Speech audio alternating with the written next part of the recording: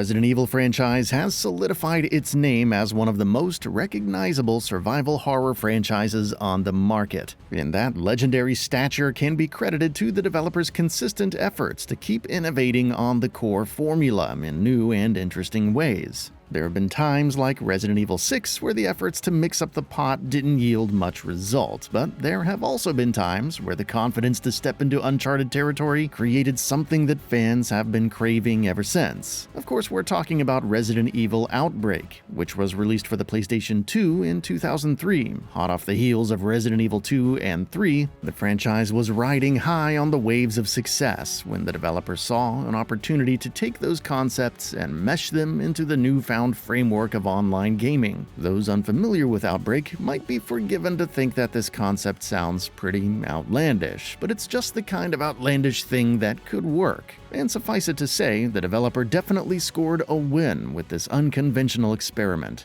Resident Evil Outbreak takes the framework of the tank-style controls that we saw in the original versions of Resident Evil 2 and 3, and it morphs those learnings into an experiment that would preserve the feeling of constant dread while also introducing a sense of camaraderie as players worked together to accomplish shared goals. Of course, achieving that design isn't as easy as it sounds, and Outbreak uses plenty of clever tricks to make such opposing ideas and genres work in a cohesive fashion. The moment-to-moment gameplay remains the same as players carefully tiptoe through deserted corridors and murky facilities brimming with dangerous creatures, but the task at hand requires players to work together with one another to complete the objectives at hand, so one player might be solving a puzzle or collecting a special item, while the other would be holding off a wave of incoming zombies. Keeping levels of tension consistently high is the fact that the enemy presence scales according to the number of players present on the screen at any given moment, and that lends a sense of constant chaos that makes survival horror such an endearing experience in the first place.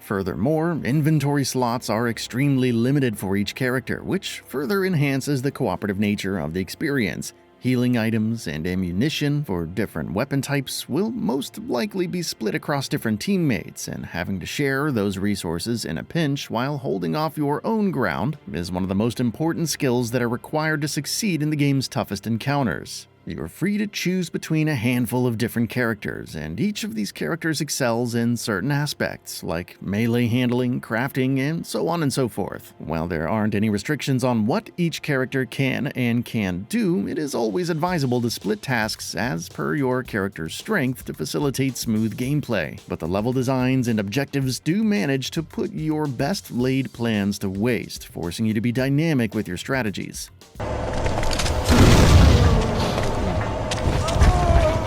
Excuse me! I'll help you.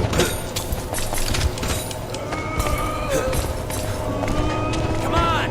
Not gonna happen. This is one of the key areas that makes Resident Evil Outbreak so special. Resident Evil, as a franchise, relies on traditional horror to unnerve the player. Playing through a single-player entry in the franchise would task you to be adept at shooting and managing resources. And even if you're not good enough on the first couple of tries, you could always reload a save and push past that challenge eventually. Outbreak introduces a sense of mechanical horror that comes from the addition of multiplayer into the mix. The aforementioned sense of chaos is almost unavoidable, and your chances of success depend on both your grasp of the mechanics and ensuring that teammates are cooperating without much friction. As such, the horror isn't only limited to fierce creatures that roam the world, but also the constant dread of a failure state and its brutal repercussions. And talking about failure states, Outbreak also features a virus gauge that keeps track of the spread of the T-virus for each player. Playing in a sloppy fashion will cause zombies to pile up on you, and that can quickly raise the levels of infection. You can slow down infection through the use of healing herbs and medkits, but once you reach a certain threshold, your allies transform into a deadly zombie who has to attack the remaining players. It makes for some interesting role reversal that can make for some pretty hilarious moments that'll stay stay with you long after the credits roll. One of the more interesting things that Resident Evil Outbreak does that fans would appreciate deeply is its approach to storytelling. As opposed to telling a larger plot about the outbreak of the T-virus and Umbrella's grand schemes behind the outbreak, the game instead puts the focus on crafting small, self-contained vignettes that provide more context on the events of Resident Evil 2 and 3. And that approach to telling a narrative works surprisingly well without feeling obtrusive for the gameplay.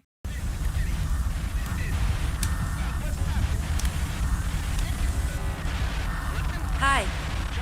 Hello there? Huh? What do you want? There's a total of 5 different scenarios that tell their own unique stories, and the characters that you meet through these journeys are well written and have pretty compelling character arcs that make them likable. Outbreak also manages to strike the balance between a story that's engaging to make you want to keep playing without veering too much into the overtly complex rabbit hole of conspiracies and plot twists that plague other Resident Evil stories. Of course, getting back to playing Resident Evil Outbreak in the current day and age is nothing short of a challenge. Not only do you have to jump through many hoops to get the multiplayer to work, but even when you do pass that hurdle, getting accustomed to the tank-style controls and other janky elements isn't too easy either. The visuals can also look pretty muddy by modern standards, but there's no denying that Outbreak has a very distinct charm that even the developer itself has failed to replicate ever since. In many ways, Resident Evil Outbreak was a lightning-in-a-bottle moment for the developer. The developer tried to capitalize on a growing trend by meshing its biggest IP with elements that wouldn't traditionally fit into that box, but that experiment ended up being a surprise hit that fans continue to crave even after all these years. The developer has tried to recapture the magic of Outbreak with the recently released Reverse, but with the exception of Outbreak File 2, there isn't any game that comes close to inducing the same feelings of stress and anxiety as this one. Everything from the vignette-based storytelling to the clever design tricks used to achieve the constant feeling of dread works in a spectacular fashion, and the confidence to create such an experience was a thing of its time. Most companies are more risk-averse than they were back in the day, and that has been the primary reason why many of the biggest IPs have become dormant over the years. Though the recent release of forgotten franchises are a counter to that notion, we do hope that the developer takes learnings from other modern contemporaries to create something along the lines of Outbreak, but the chances of that happening are looking pretty slim for now. And that brings us to the end of the video. A quick request: we upload new videos every single day, and if you like what we're doing, please consider subscribing. It really helps us out. Also, don't forget to enable all notifications by clicking the bell icon so that you can receive daily video updates. Thanks for watching.